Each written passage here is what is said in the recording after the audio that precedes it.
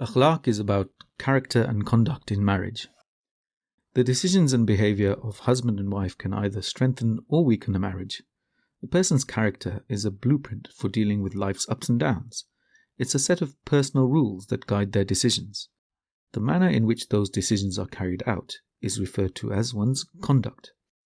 Character and behavior can be improved if we decide which principles and rules we want to live by, and we keep those principles in the forefront of our minds. The finest among us are those who act wisely with the heart, and in such a way that anyone witnessing us would be in awe. They'd be glad to call us a friend. Believers are given hundreds of examples and rules for how to conduct themselves in a way that pleases the Almighty. And those rules are largely consistent with what science tells us about good mental health and well-being. Our holy books and other teachings invite us to live by principles such as hopefulness, humor, generosity, having a strong moral compass, and so on. Good character is both an ingredient and an outcome of a good marriage. Character is not the same as personality. Personality is more basic. It's about one's instinctive tendency. Character is about one choosing to do things that are better, more noble, more conscious than reacting on basic instincts. Because the nafs dominates our decisions more than most, some of us exhibit great impulsivity and an appetite for risk. Others are more logical and calculated, which makes them more careful and accurate, but possibly less responsive to change or emergencies. So personality is fairly consistent throughout life. But learning and applying good character can completely transform a person's outward behavior and calm even the most troubled inner personality. Good character can be learned by all. It should be noted that one never forgets one's inner personality. Because we are heavily influenced by the nafs, whose basic drives are rather fixed, we will be dealing with our personality for the rest of our lives, for better or for worse. That said, people act differently in different situations. They react to the situation rather than relying on their inner personality. Personality tests are ineffective because they seem to imply that we would act differently to each other most of the time. That's simply not true. To understand ourselves more clearly, we have things like prayer, reflection, and so on to gain a better understanding of how we interact with our own minds and with the world. The more Adam becomes aware of his own developing character, the better he understands how he affects those around him, and the better he understands their needs and does right by them. As a believer and a decent person, Adam embarked on a journey in his late adolescence to try to understand his strengths and flaws, and to work with his heart to grow his strengths while compensating for his flaws as best he could. Adam did this because, as a believer, he was obligated to search for and discover his highest character, bringing it to the surface at the level of his daily decisions. Some things come naturally, while others do not. Despite his best efforts, Adam made some mistakes over and over again. He became aware of his personality to the point where he made peace with the things he couldn't easily change, and repented for his repeated wrongdoings. This is how it should be for us too. Adam's journey continued after he married, but it also took on another layer. Putting your effort into developing your personality during marriage will pay off both for you and for your partner. Principles of character, or akhlaaq, are classified into two categories: the truths of life and the rules of conduct. These principles apply to individuals as they do to couples as well.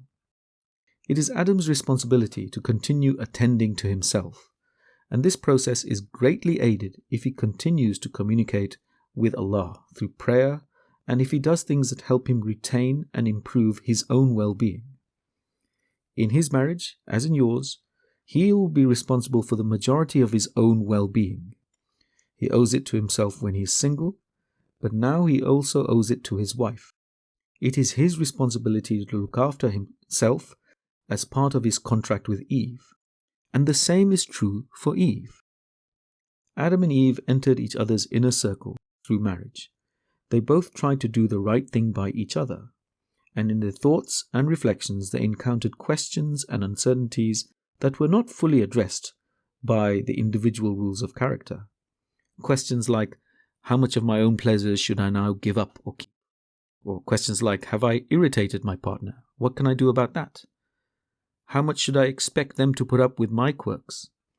Is it appropriate for our parents to have a say in how we live as a couple? How do we interact with each other's social circles? How much of their happiness is my responsibility? What if I have a problem they don't understand? Did they do anything that particularly pleases or irritates me without their knowledge? How should I talk about that? Eve remarks on how complicated things appear to be with Adam when she reads this same list. Knowing him as a partner is not the same as knowing her brothers or father. Adam approached the list with a slightly different perspective. His mind begins to sift through the possibilities for concrete answers. In each of their own ways, they're both doing the right thing. Some questions will find answers, while others remain evasive. Some answers will work in one situation, but be completely useless in another. Adam and Eve have no choice but to do their best to discover answers for themselves, and by sharing their own solutions. Only by admitting and naming these issues will they be able to find a solution that works for them both. They will fail and become mystified quite often. They will disagree quite often. But this is the joy of marriage, the ability to fail and disagree and sometimes reach no clear answer, but to understand that you are there for each other nonetheless. Faith is especially important in this situation, because knowing that their Maker is present is very reassuring.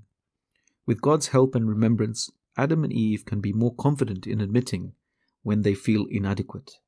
It's deeply reassuring to know that the all-knowing, all-powerful God is fully aware of your difficulties. There's an entity above all things that has told you that you will never be put through more than you can bear. This allows people to be honest with themselves about when things are difficult or when they feel overwhelming. Submission and acceptance are among the many benefits of being a believer. People can live with uncertainty without feeling as if you're doomed, as if answers will never come forth. People are more likely to find answers or reach an agreement precisely because you have admitted that you don't feel enough, that God is greater, and when you both seek refuge in Him, it's a special kind of unity. With Allah in mind, they both feel safe in the protective embrace of Allah's cloak, and their minds can rediscover optimism and humility. These characteristics are essential for perseverance and problem solving in difficult situations. Time and again, studies show that people who have faith have better mental health when they face adversity, and this effect is amplified for couples who share their faith. We get to see the truth together, and together we can feel even more courageous, no matter how heavy the burden may appear.